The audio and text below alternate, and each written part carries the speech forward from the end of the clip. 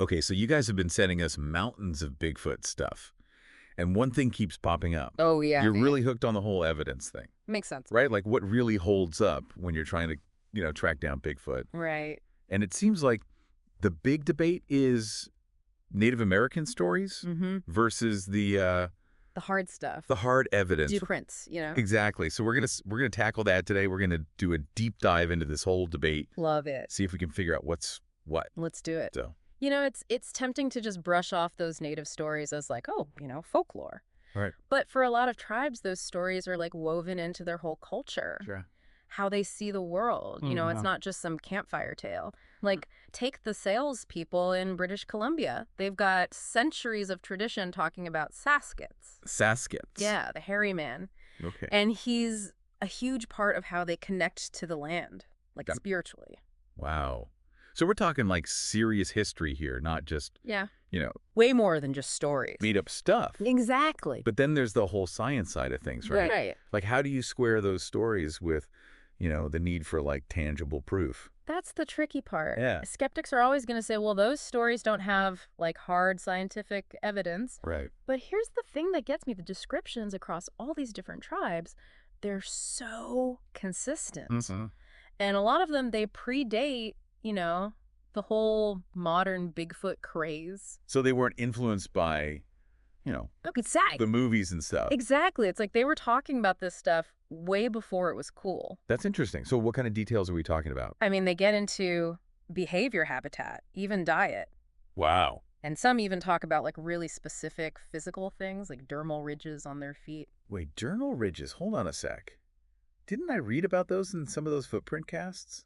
You did. You're telling me native stories were talking about those details like way before we had those footprints? That's exactly what I'm saying. And that's just one example. There's a bunch more where that came from. Okay, so these stories are basically giving us like a sneak peek. A glimpse. A glimpse into this world that we're just now starting to figure out. That's a great way to put it. But what about the footprints themselves? You can't deny like that feeling you get when you see this massive, impossible print in the mud. Oh, absolutely. It's visceral. Right. You see that and you're like, okay, something was here. Something was here. Yeah. Yeah. And some of them, like those Patterson-Gimlin film tracks, are like crazy detailed. Super detailed. But Right. we got to be careful, even with footprints. What do you mean? You think some of them are fake? Not always fake, but misidentification happens. Like what? Like a bear print in the right conditions can look weirdly human-like. Oh, really? Yeah. And then you've got the straight-up hoaxes. Uh. Those just mess everything up. So are we back to square one then? Like, both sides have their good points and bad points. Mm-hmm. How do we even decide what to believe? I wouldn't say square one. It's more like realizing both types of evidence have something to offer. It's not about picking a winner. It's about figuring out how they fit together. So instead of like battling it out, they should be like, Teammates. yeah, like working together to give us a full picture. Exactly. Think of it this way. Those stories can give us context, Okay. like a framework for understanding Bigfoot's role in the environment. They can tell us where to look, what to look for. So it's like having a guidebook written by people who've been living with Bigfoot for generations. That's a perfect way to put it. And then the footprints, if we analyze them carefully and ethically, Right. they can back that up. They can give us details about size, how they walk, maybe even DNA. So it's about combining the wisdom of the past Yeah. with like all the cool science stuff we have now. That's one way to look at it. It's about understanding that there are lots of ways of knowing things, and sometimes the best insights come from unexpected places. That's awesome. Yeah. This is already blowing my mind. Huh. But I got to ask, are researchers actually using native stories to guide their Bigfoot hunts? You might be surprised to hear that some are. There's a whole movement towards bringing traditional knowledge into science. Wow. It's pretty cool. Okay, I did not see that coming. Yeah. That's fascinating. Yeah. So how does that actually work? I mean, do they Yeah. just like pick a story and go follow it? Not exactly. It's more nuanced than that. It's not about taking every story as like gospel truth. Right. It's more about looking for patterns, Okay. things that pop up in different stories. Yeah. That can tell us something real about Bigfoot and the environment. Like what kind of patterns? Say you've got a bunch of stories from different tribes, Mm-hmm. and they all say Bigfoot lives in a certain type of forest, or they all describe a certain behavior. Yeah. That gives researchers a place to start. Okay. Like a hypothesis they can actually go out and test. So it's not just blindly following stories, it's using them to like guide the science. Exactly. Yeah. And there are some really cool examples of this in action. Oh yeah. Like what? Researchers have used these stories to figure out potential Bigfoot habitats. Wow. They've used them to understand what Bigfoot might eat. Yeah. And even to predict where Bigfoot might move based on the seasons. That's wild. It's like having this ancient map leading you to Bigfoot hotspots. I like that. But let's be real for a sec. Can we really rely on these stories? I mean, they are still stories, right? That's a totally fair point. And that's where critical thinking comes in big time. We have to remember, these stories were passed down orally for generations. Yeah. They've probably changed over time. Right. But the fact that they've survived this long and that there are often like crazy similarities between stories from different cultures, Mm-hmm. that tells me there's something more to them than just making stuff up. Like these stories are echoes of something real. Right. Something that's been interacting with people for like centuries. Exactly. But I guess the ultimate proof would be finding like physical evidence, like Right. DNA. You got it.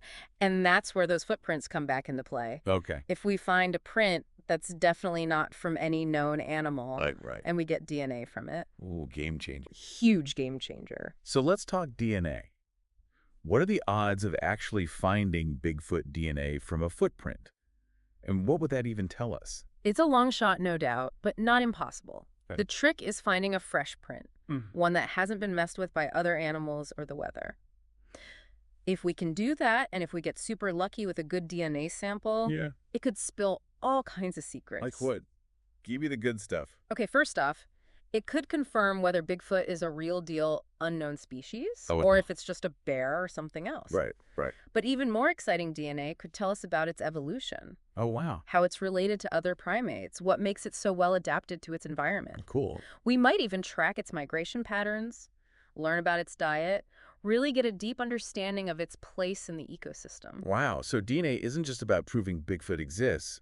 It's like this whole window into its world. Exactly, like unlocking a secret vault that's been sealed for centuries. Okay, hold on. Has anyone actually found Bigfoot DNA? Like for real? That's where things get a little messy. There have been some claims, Yeah. but most of them have been debunked or we just don't know for sure. Right. The science is always getting better, though. Yeah. So maybe in the future, with even cooler tech, we'll get those answers we're looking for. But for now, the hunt goes on. This is all so mind-blowing. We've gone from ancient stories to footprint analysis to cutting-edge DNA technology. It's crazy to see how all these pieces are fitting together. Yeah, it's pretty wild. But I'm curious, what does all this mean for, like, the average person who's into Bigfoot? Like, what can they actually do to help with the search? That's a fantastic question. And there's a lot people can do. First and foremost, educate yourself. Okay. Read up on the different kinds of evidence, learn about the history of sightings, dive into the research. So do your homework. Yeah, don't just believe everything you hear. Be critical. Think for yourself. Right. Be a skeptic. And if you want to get your hands dirty, there are groups that do expeditions. Oh, cool. And they often need volunteers. Yeah. But it's super important to be respectful, both to the environment and to the possibility that Bigfoot is a real living creature. Right. So no, like, running through the woods, yelling and waving your camera around. Exactly. Be cool, be observant, and be patient. You're not going to bump into Bigfoot at the grocery store. Probably not. And remember, the most powerful tool in this search is an open mind. Be open to different ideas. Weigh the evidence carefully, and never be afraid to ask questions. This has been so eye-opening. I feel like I have a whole new perspective on the whole Bigfoot thing. It's not just about proving or disproving it exists. Right. It's about figuring out its place in the world, how it interacts with us, and all the mysteries that still surround it. And that's what makes it so captivating. It's a journey of discovery, a quest for knowledge that may never really end. I don't know about you, but I'm feeling fired up to go explore. Who knows what we might find out there? And who knows what stories we'll have to tell. I love that idea of new stories to tell. It's like this whole Bigfoot thing is a story that's still being written, and we all get to add to it. But let's go back to the debate. We talk about how those native stories and the footprints can work together, but it seems like people always see them as like competing against each other. Yeah, it's true.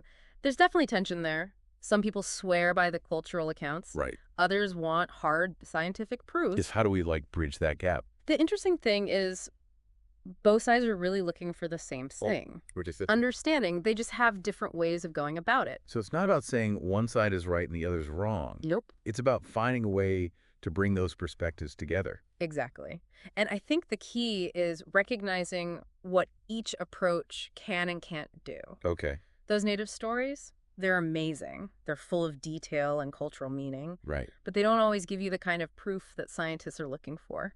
But they can give us those clues about behavior, habitat, and, Yeah. Bigfoot's role in the environment. Exactly. And on the flip side, those footprints, they're real. You can touch them. Yeah. They could be super revealing, but they're just one tiny piece of the puzzle. It's like seeing one frame from a whole movie.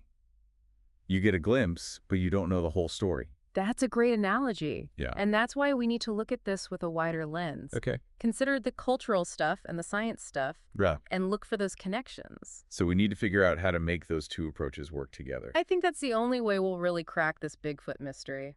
Interesting. It's about respecting traditional knowledge and the power of science.